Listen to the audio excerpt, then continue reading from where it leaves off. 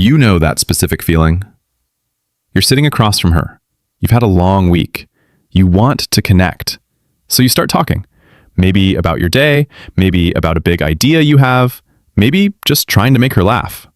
You're putting energy into it. You're trying.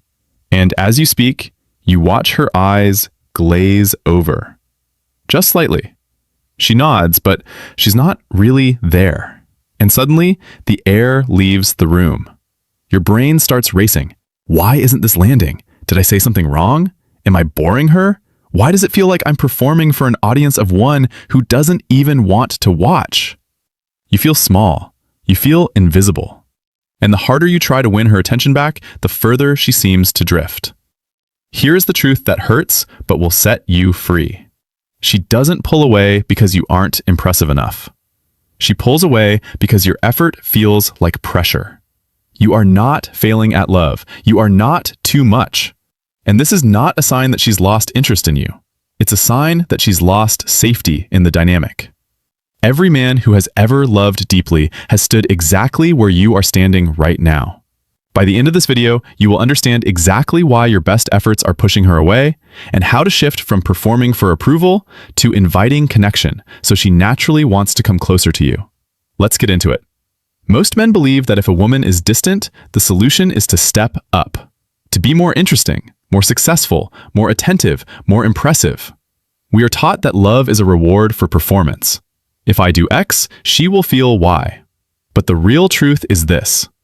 Intimacy is not built on performance. It is built on presence. When you are trying to impress her, your nervous system is in a state of high alert. You are scanning her face for cues. You are editing your words before they leave your mouth. You are managing her emotions instead of sharing your own. And here is what her nervous system reads in that moment. He is not safe. He is working. He needs something from me. And when a woman's nervous system senses that you need her validation to feel okay, her instinct is not to give it to you. Her instinct is to protect her energy. She withdraws. Not because she's cold, but because your trying creates an emotional debt she didn't ask for. What looks like her being uninterested is actually her reacting to the subtle anxiety beneath your charm. You don't drift apart because you stopped caring. You drift apart because you stopped being real and started being a representative of who you think she wants you to be.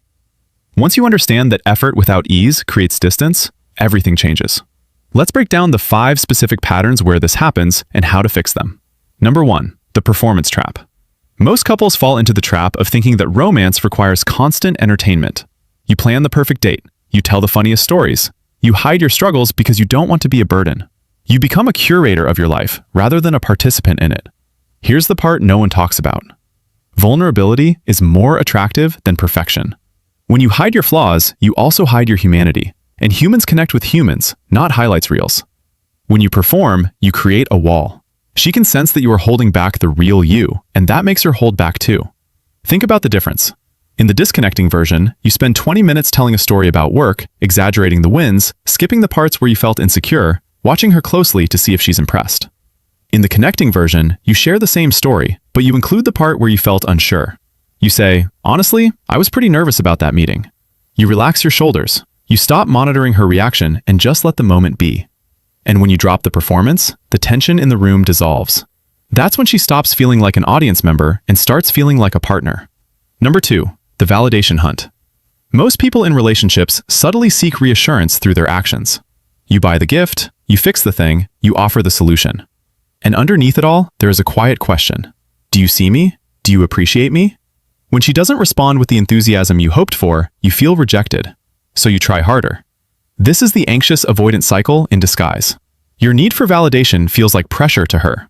Her nervous system reads your effort as a demand for emotional labor. She feels responsible for your happiness, and that is a heavy weight to carry. So she steps back to breathe. In the disconnecting version, you do something nice for her, then wait anxiously for her to thank you. If she's distracted, you get quiet or irritated. Your inner monologue is, after all I did, she can't even look up? In the connecting version, you do something nice because it aligns with your values, not because you need a receipt. You let it go. You stay grounded in your own worth.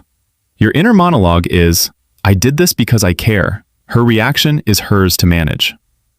And here's what changes everything. When you stop needing her to validate your worth, she feels free to appreciate you genuinely. That's the shift that turns a relationship that feels like a negotiation into one that feels like a refuge. Number 3, the fixer mentality. Most men believe that love means solving problems. When she shares a struggle, you immediately jump to solutions.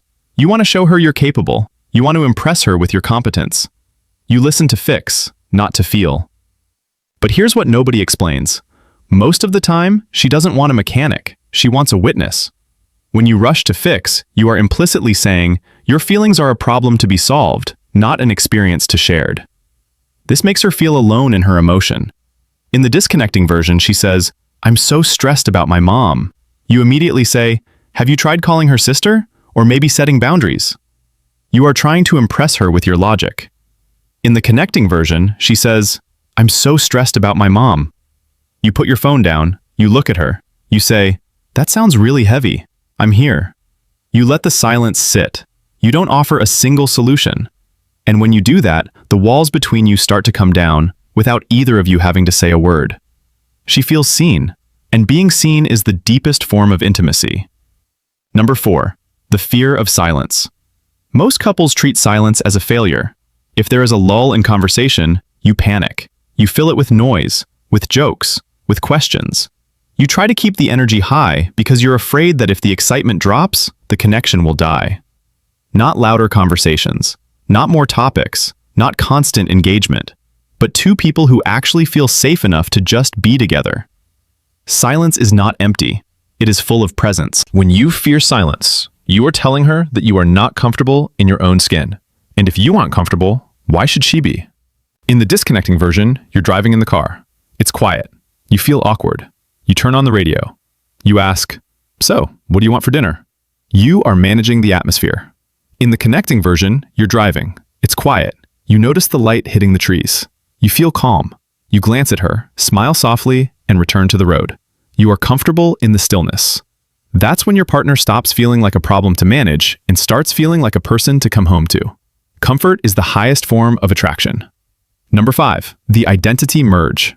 Most men lose themselves in the relationship. You stop seeing your friends. You drop your hobbies. You mold your opinions to match hers. You think this is devotion. You think this is how you prove your love. You become a chameleon. But attraction requires polarity. It requires two distinct individuals choosing each other. When you merge, you become predictable. And predictability kills desire. She doesn't want a mirror. She wants a man who has his own center, his own mission, his own life. When you abandon yourself to please her, you become less interesting to her. In the disconnecting version, she suggests a movie you hate. You say, sure, whatever you want. You suppress your preference to avoid conflict and seem easygoing. Inside, you feel resentful. In the connecting version, she suggests a movie you hate. You say, I'm not really feeling that one. How about we grab tacos instead? I've been craving them all week. You state your desire kindly but firmly. And here's the magic. When you honor your own desires, you teach her how to honor them too. That's the shift that turns a relationship that feels like a compromise into one that feels like a collaboration. This isn't a checklist. It's an invitation to show up differently. When you stop trying to impress her, you start inviting her in. You stop performing and start connecting. You stop seeking validation and start offering presence. And that changes everything about what's possible between you and the person you chose. You are not broken. Your relationship is not broken. You are just learning a new language. The language of ease. The language of safety. The language of real. So here is your challenge for this week. Pick one moment where you would normally try to impress, to fix, or to perform. And instead, just be there. Just be real. Just be you. Watch what happens. Because real intimacy doesn't start when you find the right person. It starts when you decide to become one. If this resonated with you, hit that like button. It helps other men find this message. And subscribe if you're ready to build a relationship that doesn't just look good on the outside, but feels incredible on the inside. I'll see you in the next one.